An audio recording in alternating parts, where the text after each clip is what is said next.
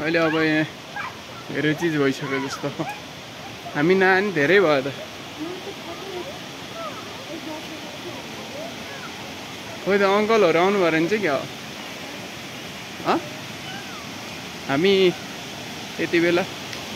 ठ्याक्कै बौडेश्वर महादेवको मन्दिरमा आइसकेका छौँ तपाईहरु देख्न सक्नुहुन्छ यहाँ झरना पनि छ दामी झरना ल हेर्नुस् टोखाको बौडेश्वर महादेवको झरना यो गुफा झरना भनिएको रहेछ यसले ल हेर्नुस् ओहो अब यतातिर कन्स्ट्रक्सनको काम पनि भइरहेछ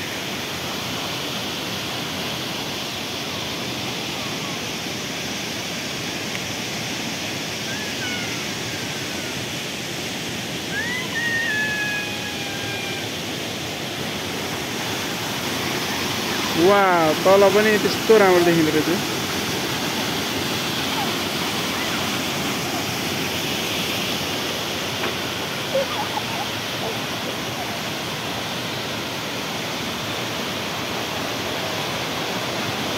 यतापट्टि महादेवको मन्दिर यतापट्टि झरना यतापट्टि